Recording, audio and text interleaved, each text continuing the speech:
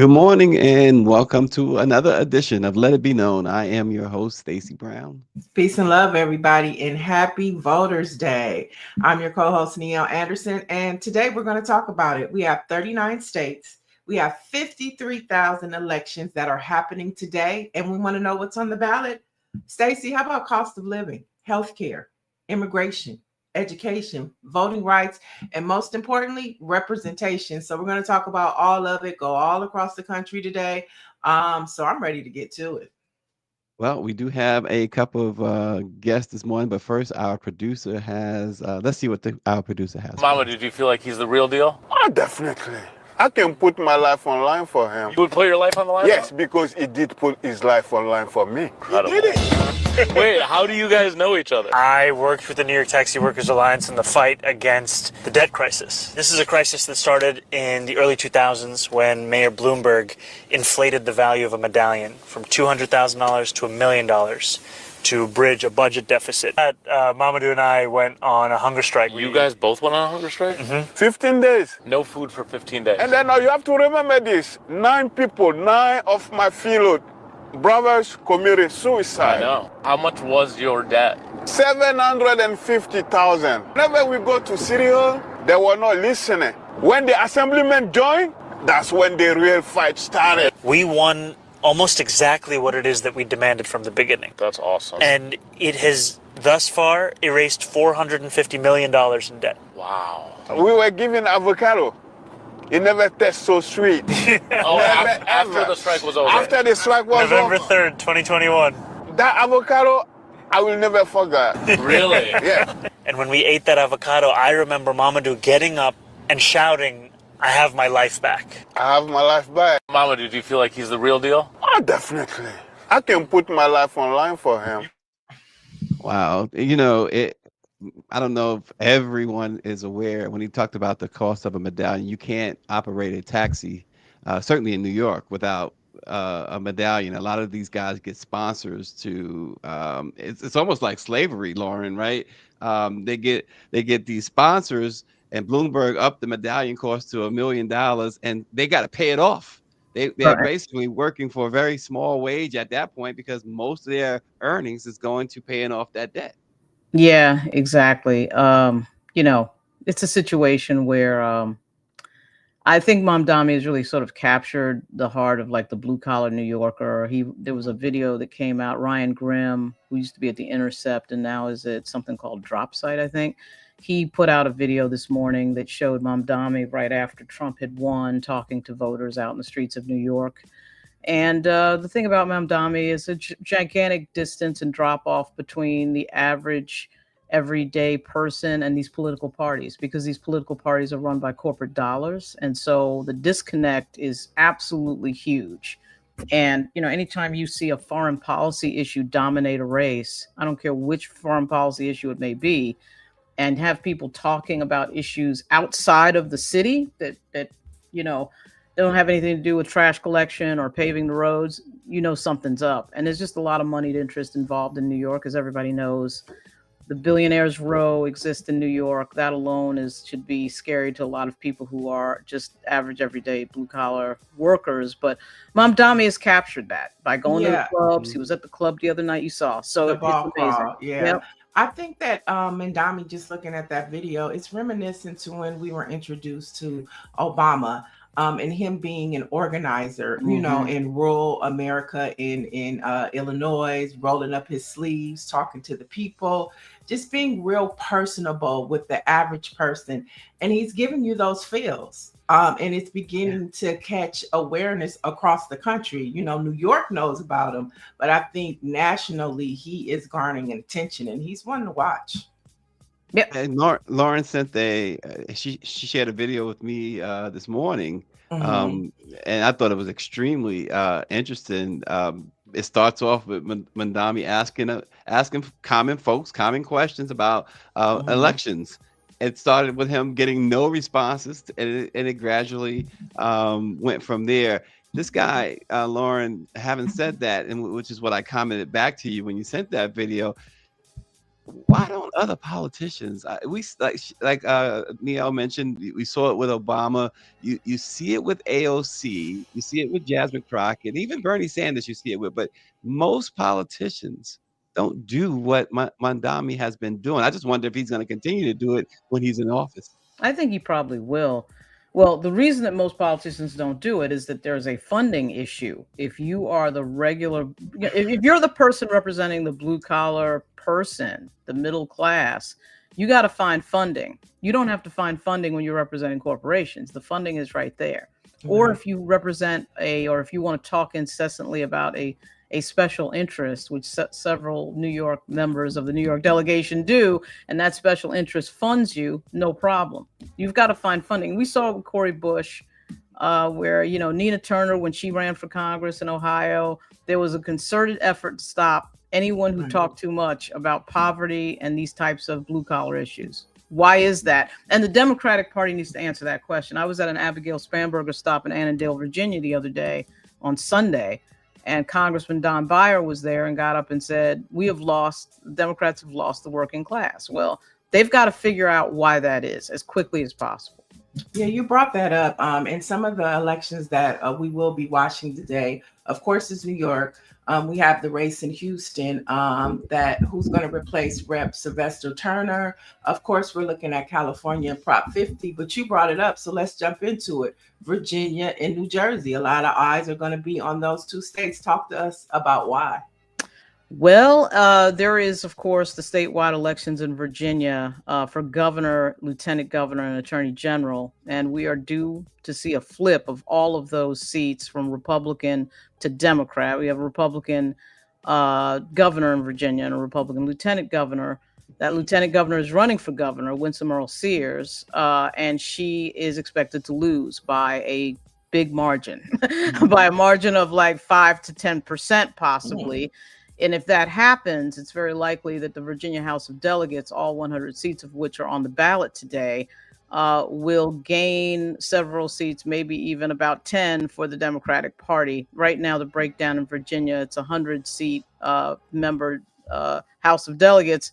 That's 51-49 Democrat. And I suspect that by about 3 or 4 days from now, we're going to find out that breaks to about, 58-59 seats for the Democrats, particularly if Abigail Spanberger gets, over 6, if she gets to 57 or 58. But what really everybody is looking at, of course, the Attorney General's race between the sitting Attorney General, Jason Miyares, and the challenger, former member of the House of Delegates, Jay Jones, primarily because Jay Jones had a controversy over a series of text messages written in 2020 to a Republican member of the House of Delegates, a friend of his, a good friend of his, I would say, back in 2022. And that became a thing. And of course, the Democrats that don't know how to message ceded the field to the Republicans and went dead silent for the first week of that situation, and are now suddenly starting to wake up to the fact that, wait a minute, it might be a bad idea to have a Republican Attorney General at a time when we're seeing a lack of due process, a violation of the Constitution on a daily basis from the federal government. What's the situation right now? What does the early polling looks like for Jay Jones? Has that hurt him at all? Well, the early polls had him 5 and 6 ahead. When I say polling, I'm only really talking about 3 polls. I don't care about anybody else's polls except the ones that are typically accurate. That's the Washington Post, Schar Center at George Mason University. Number 2, Emerson. And number 3, the Wasson Center of Christopher Newport University and Newport News. Those 3 polls tend to be the most accurate. Everybody's got all their polls. There's all these little polls that come out. I would pay zero attention to any of them except those 3. Emerson, I think, was the most accurate 4 years ago. They've got Jay Jones ahead by like 2 points. Jay Jones was ahead by 5 or 6 points before October 3rd when the story about the text messages broke. And then we saw a bunch of polls that came out that I don't pay any attention to swing in the direction of Attorney General Jason Miyares. It would be very unusual. It's possible because Abigail Spanberger is running this Republican light campaign, and I don't want to criticize Donald Trump or say his name and all that. That's been her entire career. She came into Congress in 2018 when Trump was president, in that group of people that was sort of the anti-Trump Democrats. But at any rate, she's playing this sort of Republican light routine, as is Mikey Sherrill, who's going to probably come a lot closer, okay, than Abigail Spanberger. But at any rate, playing Republican light, it could be very complicating. You know, there's a theory that, well, some people will vote Republican on top, and then vote Democrat on top for Abigail, then vote Republican on the bottom. I don't see that. We've gotten the data in for early voting. It's exceeding 2021. That means a bunch of Democrats are showing up to give a big middle finger to Donald Trump. That should be good news for Jay Jones. Right. It should have been from the start with Jay Jones, right? I mean, I'm sorry to jump in, Neil, but that text message, as you said, even though it was a Republican, that was his good friend. How did that come out? It came out because the Republicans were likely sitting there waiting for him because everyone knew he was going to announce the return. He'd already run for Attorney General 4 years ago against the sitting Democrat in the primary, Mark Herring. So everybody knew he was going to run for Attorney General again. That was no big secret. Anyway, they waited and then they dropped it. I mean, they dropped it right when the ballot was codified, you know? So, I mean, everybody knew that was happening. So they waited. I mean, again, to your point, if it was such a big deal and you're so scared of Jay Jones, which of course is completely ridiculous, Jay Jones is he's sort of a bougie black dude from Norfolk who's the son of 2 judges. I mean, this is the least likely person in the world to be violent about anything, you know? So that idea is ridiculous. And so they waited and then they dropped it. Yeah, I want to give a shout out to Stephanie Morales. She's running to be, voted back in as district attorney for Portsmouth, yeah. Portsmouth. I saw her in Norfolk a week ago. Yeah, and she's like she's one of the only few prosecutors that has prosecuted a police officer. And so wishing her well today. I want to jump into the chat. Orangey says, please get out and vote no matter what is on the ballot. Let your voice be heard. Vote in all elections. And David Youngblood says we need folks to sworn to the polls. That's why we're here this morning. Let's pivot over to I want to stay in Virginia because there's the talk. We talked about it a little bit last time you were here, but redistricting. How does today's election play into the future of redistricting in Virginia? The governor, interestingly enough, I don't want to say it doesn't have anything to do with redistricting, but it really is the General Assembly. And they have a sort of a 5-step process in Virginia that I won't bore the audience with, but it involves changing the Virginia Constitution, which involves action before a preceding election, which is why you saw them do this before the 4th of November. They had to take action before the 4th of November, and then they have to take another action when they come into session in January. So without getting too into the weeds, I'll just say this. It is likely that they will be able to control the situation such that they will be redrawing the congressional seats in Virginia, specifically the 1st and the 2nd district, which is the district of Jen Kiggins in the 2nd district, which is Virginia Beach, and then Rob Whitman's district in the 1st, which is sort of central Virginia a little bit, and then off to the right, to the Atlantic Ocean. But I'll just say that, that's likely to happen. The Don Scott, who is the historic Black Speaker of the Virginia House, is on the phone, I suspect. I'm going to go ahead and guess with Hakeem Jeffries. Hakeem Jeffries has been talking to a series of people. You might have noticed this morning that Maryland Governor Wes Moore has suddenly announced a redistricting thing, So, I mean, that part of this was trying to get other states that are blue states to try to take action to get rid of any Republican that might be nearby. So at any rate, that's probably going to happen, and you're going to see some fireworks in early January. So Lauren, let's before we go to New Jersey, she just flashed up the big race, the governor's race. Does Winsome Earl Sears have a chance here? A good chance? Anyone on the ballot, I mean, it's you got to say this, anyone on the ballot has a chance. I mean, it's just like, if your name is on the ballot, you got a chance to win, Right.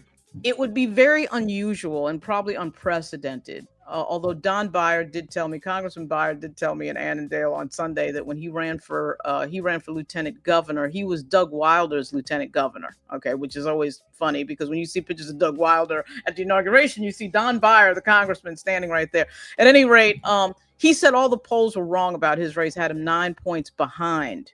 And he won. It was Virginia's lieutenant governor. Now, I think polling technology has gotten a lot better. It would be a stunner. It would be Dewey beats Truman if she were to win.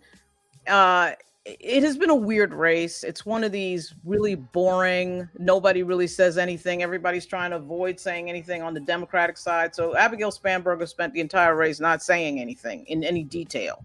So that was weird. And then I won't say that she's, the real thing everybody's trying to figure out is how black voters are going to show up or not in places like Richmond and Hampton Roads. I would say that Abigail Spanberger did a pretty good job, at least showing up and doing what you need to do to at least appear like you are trying to get black votes. She didn't just blow up. She didn't do a Mikey Sherrill, just not show up. You can't do that in a 20% black state.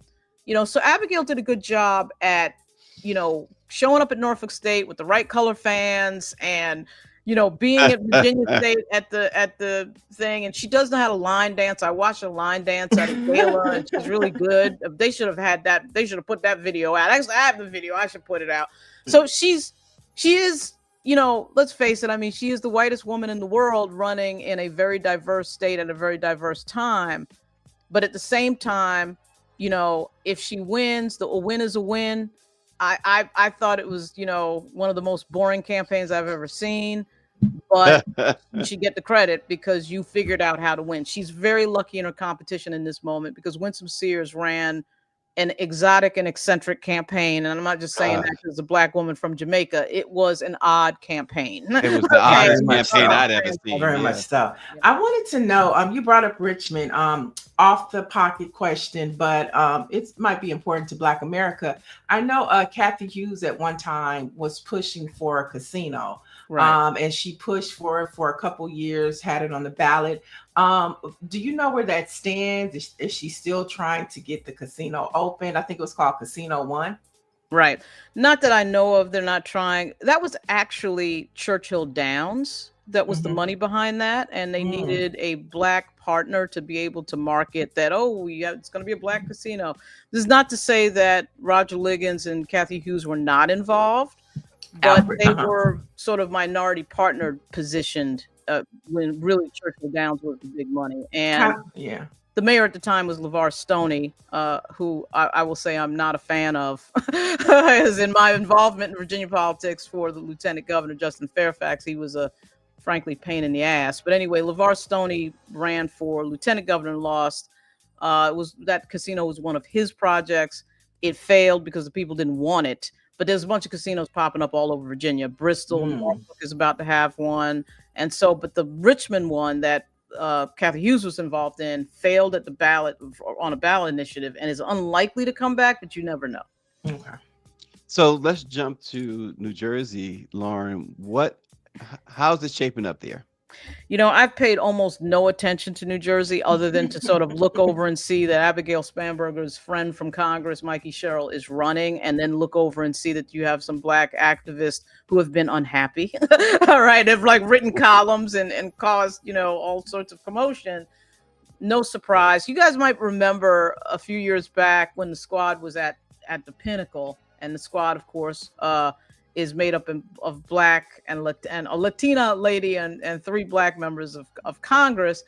There was a piece that Dana Bash did called The Badasses, and the badasses were these white women in Congress with these security, backgrounds. And Mikey Sherrill and Abigail Spanberger were those 2 people. It was one of the most ridiculous pieces of journalism I've seen in a long time, because I think they're just trying too hard to win the attention that AOC and these people win this attention because of issues, because they talk about things that people care about. So when Jasmine Crockett and Alexandria Ocasio-Cortez do a live on Instagram, that blows up because they're talking about things that people care about. It doesn't blow up because of marketing, or there's this idea that, she's blowing up because she's savvy on social media. No, Bernie Sanders and these people are talking about things that corporate political types don't like talking about. And so, you know, Mikey Sherrill falls into this category of the Abigail Spanberger category. You're going to hear a lot after this election about, oh my God, the Democratic Party has found itself and we've got to run moderate Democrats. Get ready for that, because that's going to fall on its face pretty quickly, because the base is going to be like, and what do you got for us? But we'll see. I think Mikey Sherrill's going to win. And Jack Ciattarelli, how do you pronounce it? Ciattarelli. Ciattarelli. Okay, well, he ran before, as you know, and here we go again. I just think he's going to lose, but I think it is going to be closer. Yeah, there's so before like let's sum up, you know, like we're looking at today. It's a huge day for elections, probably the biggest election day this year. At the end of the day, Lauren, whether it's Democrats that win, what does it look like for the future? Or if Republicans win, what does it look like for the future? Well, I think the Democrats are going to win. This is a referendum on Donald Trump. There's no doubt about it. It is the mood of the country. It is the one way that voters can voice their dissent about what's going on in this country. And it is very likely that the Republicans on the ballot today are going to be punished, and they're going to be punished badly. I predict a sweep in Virginia. Even with all the drama of the Attorney General's race, when I get up from this interview, I'm going to drive to Henrico County and see Jay Jones at something. So I will just tell you that people are not stupid. You know, they understand that, you know, writing some controversial text message to a good friend of yours in private that is quoting the show The Office is not the same as tearing down the East Wing of the White House, violating the U.S. Constitution, and renditioning people to El Salvador. Those are two different planets, okay? And most people, and I don't know why the Democratic Party can't message that, most people understand that when they vote. They're not looking at all of these things, but the commercials as I don't know whether you can see it where you are, Stacey. Well, you know, you guys cannot probably see it where you are geographically, but the commercials would knock you out if you were in the, in the area of Virginia, D.C. or Maryland. Yeah. The commercials have been nonstop against Jay Jones. They have a way of vilifying Black elected officials that is epic. And the party's got to figure out, Democrats got to wake up to the new technology and the new communications of this world. But I think this is going to be a wake-up call for the Republican Party. Lauren, go ahead, Stacey. Which of, if the Democrats win, when you look in Virginia, Jersey, New York, across the country, really, which has the chance, most likely, which Democrat you think, if any, has the most likely chance to be a John Fetterman or a Joe Manchin? Hopefully nobody, but this dude up in Maine, you know, that they've forgiven, you know, oh, you've got a Nazi tattoo, no problem. I mean, you know, I think he's probably the most likely person. The Democratic Party has the thing of wanting to please everybody and not wanting to call a thing a thing. And on the other side, the Republicans have no problem throwing somebody out that becomes annoying. But I do think Fetterman's going to be primary. There's no doubt about that. He probably should have never gotten in there in the first place. The funny thing, I actually met him when he was a lieutenant governor. He's lieutenant governor of Pennsylvania. Justin Fairfax was the chair of the Lieutenant Governors Association at one point. And so we met John Fetterman, who struck me as an average dude. And he's just become incredibly annoying. His entire brand has now become attacking the Democratic Party. Now, if you were mad at David Hogg for doing that, why aren't you mad at a sitting U.S. senator? Remember, the argument against David Hogg was, well, you can't attack us from the perch of the DNC. Well, why can he attack the party from the perch of being a sitting Democrat in the U.S. Senate? I don't know the answer to your question, Stacey, but there's always that whole thing is a push-pull to me of race. It is white Democrats not wanting to brand to the Black part of the Democratic Party and wanting to be just conservative enough or Trumpy enough to be able to tell voters, I'm not really with all of these people. Yeah, I'm a Democrat, but I'm not really with these Black people on the left that are crazy that want to talk about socialism. That's always the game with white Democrats in this era. Yeah, especially when you talk about Fetterman and you see him hanging out with Republicans in D.C., having dinner and conversations with Steve Bannon. That is definitely problematic. But before we let you go, I think you brought up a good point about Democrats and getting their talking points together, because they do, when you were talking about the ads, they have a way of just painting Trump as the boogeyman. But to your point, when you talk about like the AOCs and the Jasmine Crockett's, they go viral because they're talking about the cost of living. They're talking about healthcare. They're talking about immigration. They're talking about why representation matters.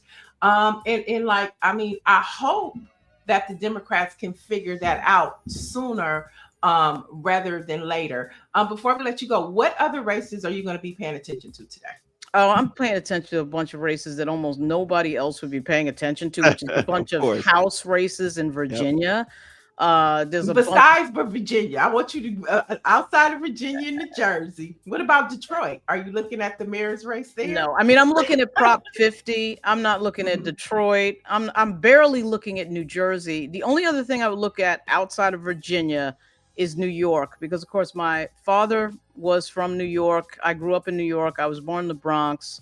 My mother is from Virginia, from Emporia. So I only really pay attention. I worked in Virginia politics and New York politics. I only pay attention to New York and Virginia, because to say that I'm an expert in Detroit would be ridiculous. I don't know nothing about Detroit other than the very basics, you know. And so I will pay attention to Mamdani and what percentage. And I'm convinced that Curtis Sliwa is going to be somebody that a lot of people are going to be angry at. You know, these people who run again and again and lose again and again are annoying. Okay. And I'm not a huge fan of Bill Ackman, but I get what Bill Ackman is saying. Even though I don't agree with Bill Ackman on a lot of things, he is a big donor, by the way, to the Innocence Project, which is actually a good thing. At any rate, Curtis Sliwa, the percentage that he gets tonight is something to watch. The percentage of victory for Mamdani is going to be very interesting to watch. But I do think Cuomo is going to put up a number that is impressive. And full disclosure, I did vote for Andrew Cuomo twice. I used to vote in New York.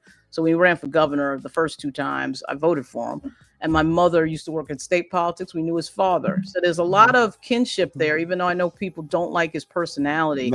I'm one of the people who tends to think the Democrats need a few ass kickers. They need a few people that you would be scared to have date your daughter, you know, because it's like building a football team. Not everybody can be a member of the, you know, Vienna Boys Choir.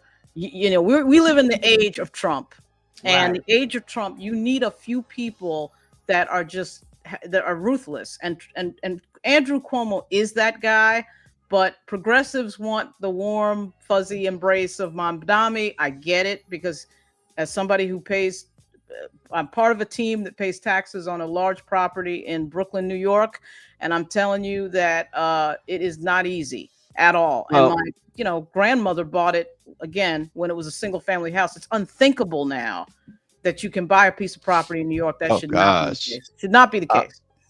Well, let me just say this: Andrew is nothing like his father. His father was a different breed. His father was an awesome dude by all appearances. I got you. I lived under Mario, and Mario was a different breed. But before we let you go, you got to get your Mario was unbelievable. He was. You got to get your thoughts on Dick Cheney. Died at the age of 84 yesterday. Anything you want to say about Dick Cheney? Well, the best thing about Dick Cheney, of course, is his daughter, Lynn Cheney. Dick Cheney, of course, was one of the most dominant vice presidents in American history. He might have even been the most dominant vice president, because he had kind of a goofball president as his partner in George W. Bush. And, you know, from a personal experience, I had some really good personal experiences with George W. Bush. He was actually a very nice dude and very affable and very connecting. You know, it is weird that we get this news on election day, although apparently he did die last night. But yeah, he's a historic vice president. I mean, you go down in history as one of the most influential vice presidents in terms of influencing the president that he was serving.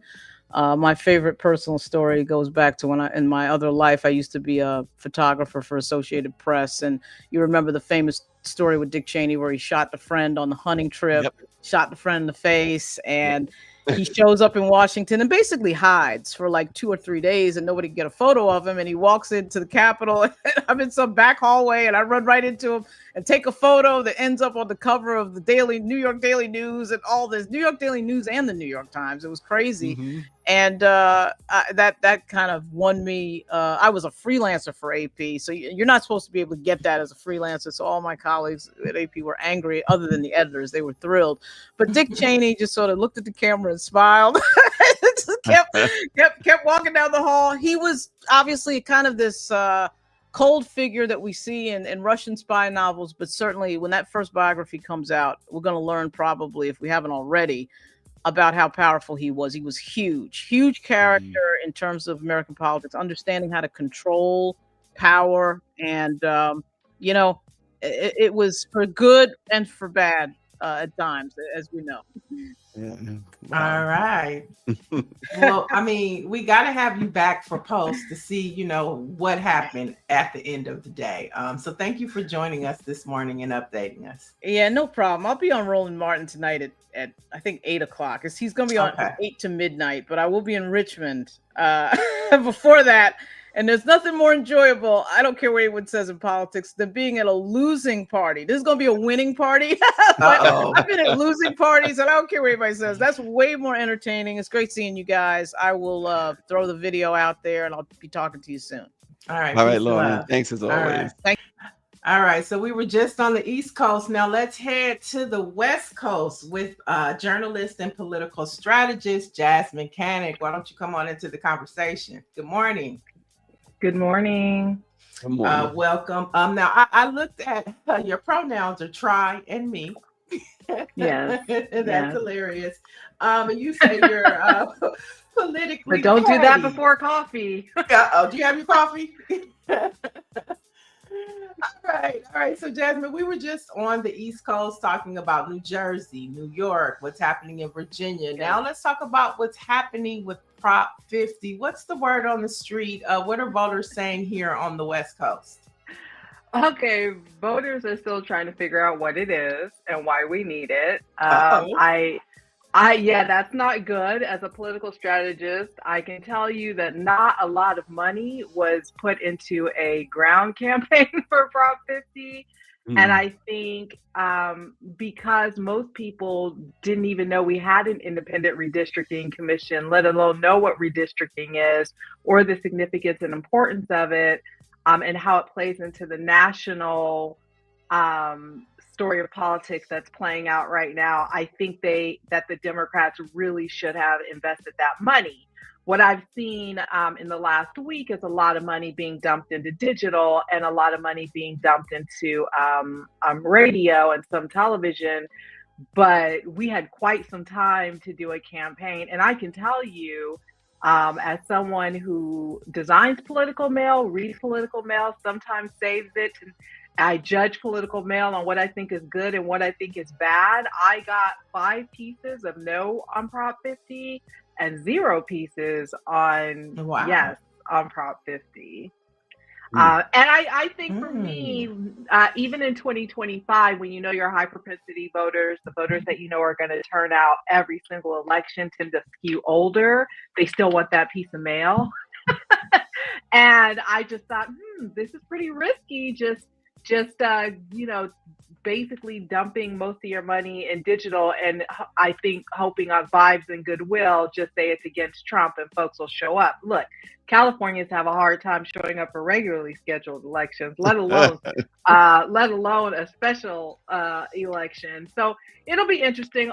All the polling numbers are saying that it's going to pass. I'm still not convinced everybody knows what it does, or what it can do rather, but it's going in the right direction. Wow. David Youngblood is asking, is a sweep in the offing in California? How are you seeing this right now, Jasmine? A sweep? A sweep. Democrats winning everything. So I don't know what to win. I don't know what a sweep would be, because this is a special election. So there is Prop 50. There's no Prop 51, no Prop 52, no governor, no sheriff. So, but what people do need to understand is that it's a long way from bended knee to the altar. If voters do approve Prop 50, that's just half the battle. They still have to show up in 2026 to flip those seats blue, right? This is just paving the way for Democrats to possibly pick up 5 seats. Folks still got to run campaigns in those areas and win those seats. This is not handing Democrats 5 seats. And so, folks, this is not the end. You know, you still have to show up in 2026, which is going to be a pivotal election across the country, not only in California. Right. So, Jasmine, what I love about you is you always localize politics. And so we have 39 states. We have 53,000 elections that are happening on a local and state level. Talk to us about, Stacey will tell you, I'm always talking about how the change is going to happen on a local and state level. But talk to us about why today state and local elections are happening all across the country. Talk about why today is so important to citizens in this nation. So first of all, every election day is important. You should know your zip code. You should know the zip code that you live in. If you know what is going on in DC, but do not know what is going on at your city hall, with your county government, with your state government, you got a problem, okay? Voting is not the only answer to our problems and issues in this country as Black folks, but it is one way that we participate and one way that we can help in this particular age and time save our democracy. And that means at all levels.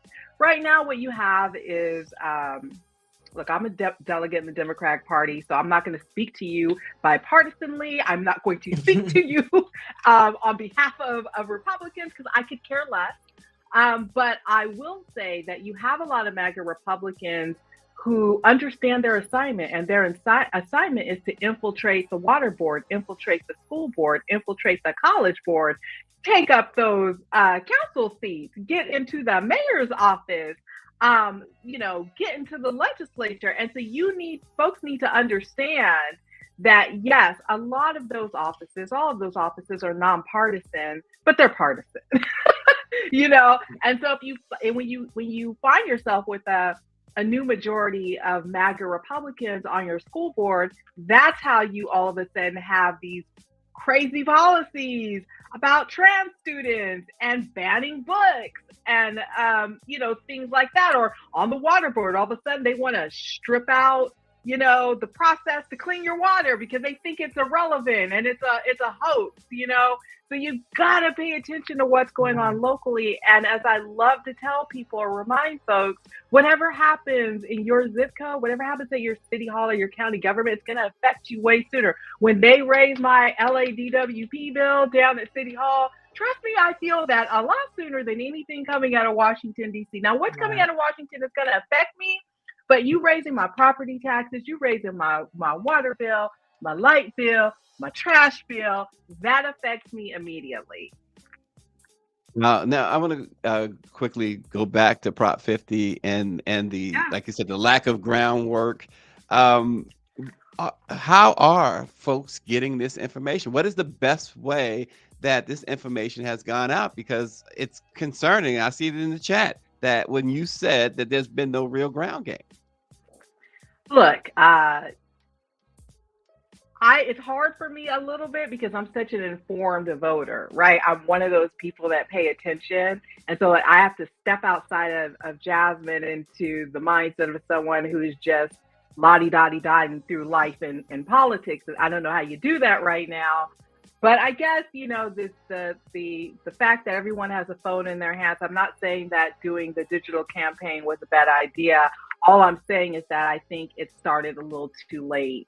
And I think that's one way that they're hoping to reach folks. They've held a number of rallies. I know over the weekend, Jasmine Crockett was here in California helping the campaign.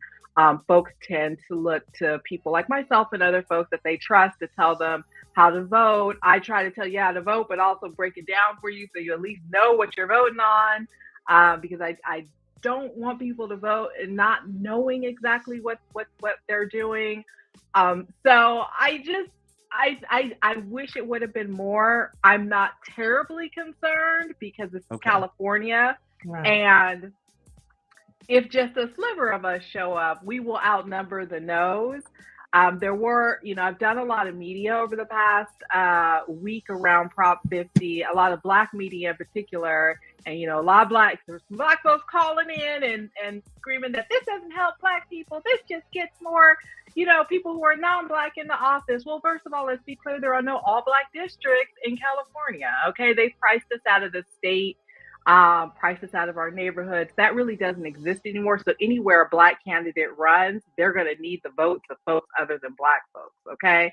And I've heard that Prop 50 doesn't help democracy, or it doesn't help Black people, rather. It only helps the Democrats. Well, let's be clear, over 80% of Black folks are registered Democrats in this country, so that argument doesn't jive at all. But when you talk about the national landscape and the fact that we have a president who is doing mid-decade redistricting, trying to pick up extra seats so they can get that basic supermajority in both the House and the Senate so that they never need another Democratic vote for anything, I think if California can pave the way to pick up 5 additional seats to offset the seats that are being made up in Texas and other red states, we are absolutely helping Black people. Absolutely. I love that. Before we let you get out of here, I want to get your thoughts on what's happening in New York. And I want to get your thoughts on Mamdani. What do you think about him? What do you think about his future? Talk to us about your thoughts. I've been watching what's happening in New York. I was in New York earlier this year. I've watched all year the campaigns that have been started and ended. And I find it really interesting. I guess the part that I find really interesting about this particular race is, one, it's local, but its implications on the Democratic Party and the future of the Democratic Party. So there are a lot of old school Democrats who don't like him, don't like his politics, yet and still they like the fact that he has energized a base of voters that normally doesn't get involved, doesn't come out. Well, that base of voters is the future of the Democratic Party, and so is he, because that is the direction that folks want to go. Folks are hot about things right now, and plug in now because I say it everywhere I go. If any Democrat in the House votes with MAGA to cut our health care, in Cardi B's infamous words, we will have beef forever. I am not supporting folks who do that, re-electing folks, none. And that is the attitude that a lot of folks who support Mamdani have, and that is that's the attitude that a lot of folks have across the country. It is a changing time. People get older, the party is changing. We are tired of this sort of old guard, bring a hug to a knife fight attitude, this kumbaya, this, if they, go low, we go high. No, if they go low, we scorch the ground, we go to hell, we drag them down there with us. That is the attitude a lot of folks have. And so I find it interesting that the Democratic Party has pushed back so much against this man, but want his base to be their base, but it doesn't work that way, because you have to have their politics and understand where they're coming from. So I love to see it. I love to see when a local race has such far-reaching implications for the Democratic Party. That's a mayoral race. That's not a race for Congress. That's not a race for the Senate. And folks are showing up and turning out, and I love to see it. Awesome.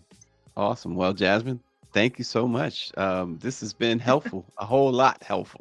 Right. Thank you so much. Well, thank you so much. It's always great to see you both. Neil, thanks for reaching out and having me on this morning, and great to see you, Stacey. Great to see you as well. Peace and love. We have a few more headlines to get through. Stacey, you want to go one for one? You do one, I do one? Well, sure. Let's do that. Well, that's good, because the Trump administration will send only partial food stamp payments this month to roughly 42 million Americans who receive the benefits under the SNAP program. It's a temporary reprieve to low-income families based on a judge's ruling on Monday. So they're going to have to open up and send some. It's not the full benefits, Neil, but it's something. I still need more clarity with that statement. Who are how does that what does some mean? Does that mean like some they get half? Does it mean they get it all for the month? Does that mean how long are they going to have to wait? There's just no explanation. So I need more details to this story than just we're going to release some of it. What does that mean? How does that work? people need to know. Thanksgiving is this month. People have to be fed. What does some mean? Yep. What They have does that left mean? all of those. They have left all those blanks, and that is why it's so important that you have governors like Wes Moore and other governors who have said, Gavin Newsom, Gavin Newsom, we are going to Hochul. fill in the gap there. So they're not saying if a person is getting $200 now, they're going to get 100, they're going to get 50, 25 bucks. Well, whatever that difference is, you have these Democratic governors who are filling in the rest. And you have the mayors, like if you look at what Andrew mayors, yeah. Dickens is doing, he's not, filling in the gap for the SNAP, but he's also saying that you can't be evicted or your water can't be shut off until January 31. And so it goes back to state and local. State and local is what's preserving this nation right now. And let's head to Texas, where Texas lawmakers are advancing legislation to eliminate the Texas Workforce Commission for Civil Rights Division. Now, the division is responsible for investigating claims of housing, employment, and public accommodation discrimination. Now, if the bill passes, Texas would be a standalone state without civil rights enforcement agency. And so when you look at this, here we go again. This is how the Voting Rights Act started on a state level. It reached the Supreme Court. And here we are with Section 2 about to be gutted, right?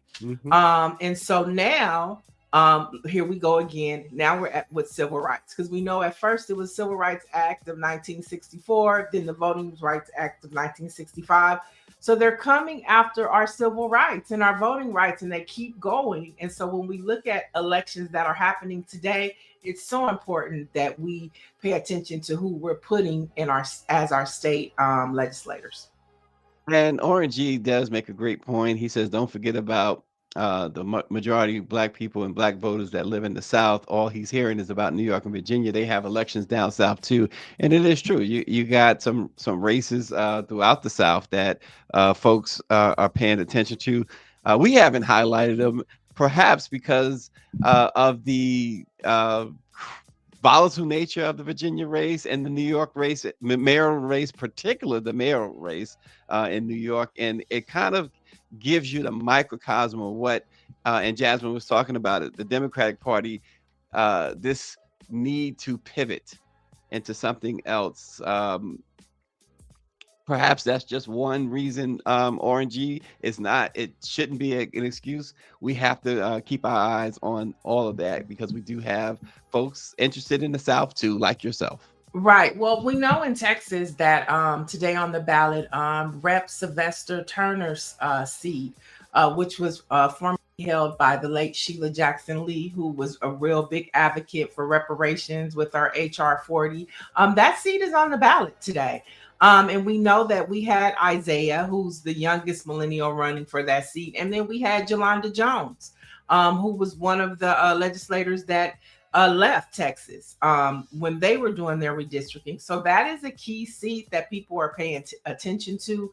And the waters are muddied in Texas because they passed that redistricting, which was why we have a Prop 50. So we are watching what's happening in Houston. We're watching the mayor's race. Ash, I think her name is Sharon. Is her name Sharon? I'm trying to get her on the show. But she is poised to be the first African-American female to be the mayor of Detroit. So Detroit is one to watch as well. We're paying attention to all of them. These are just like the standout races that I guess have national attention to Dr. Jones says, it just blows me away that these people, Trump, Mike Johnson, they tried to get away with this, and it took the courts to say, no, you are not allowed to do this. Yeah, absolutely. Other news, I have found it very interesting because Rachel Maddow, who's always been outspoken, she blasted Donald Trump for sympathizing with Prince Andrew and his family after he lost his titles over his links to Jeffrey Epstein. The anchor, she just skewered him because the fact that Donald Trump said about Prince Andrew losing his royal titles. He said, quote, "I feel very bad. I mean, it's a terrible thing that's happened to the family. That's been a tragic situation, and it's too bad. I mean, I feel badly for the family." And Rachel Maddow went in on him. She says, to be clear, Trump is not talking about the families of the kids who were molested and raped by his friend Jeffrey Epstein. He is talking about how sad he is that another one of Epstein's friends got in trouble with his own family for being part of it. Yeah. Just skewered. And she's right. No empathy, sympathy, or anything for the victims, but the perpetrators, I feel bad for them. Yeah. I just wanted to clarify, her name is Mary Sheffield, who's running for mayor in Detroit, and she's poised to take that seat. I just wanted to clarify that. But yeah, Donald Trump says stupid shit all the time. It's just, you know, I mean, we'd be calling him out 24 hours a day for all the dumb stuff that he says, and just, you know, out of pocket, out of touch. That's why today is so important, because today can really send a message to Donald Trump and the Republican Party that the American people are not happy with what they're doing, and that the American people as a whole are saying no. That's why today is so important. That's why every vote matters, to send him a message and his clan that America is not with it. It's not with it. Looks like we have a Mamdani supporter or fan in the chat. Whoever is using Persian /V4B has Mamdani's photo as their as their screen photo. So all right. And last story for today, why things matter, because we had got past these Confederate monuments. We were tearing them down. Now, under a Trump Klan administration, they're coming back up. And I'm talking about the Confederate monuments that was once toppled by protesters in 2020. It's being returned to its place in Washington, D.C. Now, the statue of Albert Pike, a Confederate general and Arkansas Supreme Court justice, has been restored as part of a larger federal initiative. Now, if we don't want these things to come back and we want them to stop, we know what we got to do today. Yeah, there's one up that came back in Washington as well. They're coming back, and who knows what's going to happen a few years from now if they are able to get Trump and MAGA out of office. Then you'll perhaps see them toppled again. So it's just this country is in trouble. That's all I gotta say. Why bring this stuff back? Because they bring it back, you know, to show that they think that their hate is winning. That's the whole thing. Right. Well, today is the day to show them that it's not. All right, folks. Well, some Black history facts.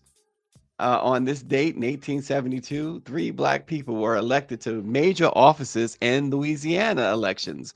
See, there you go, RNG. C.C. Antoine was the lieutenant governor. P.G. Desaland was the secretary of state. And W.B. Brown was elected superintendent of public education. This is on this date in 1872. And you think about 1872, wow, to have 3 Black folks there in Louisiana win an election.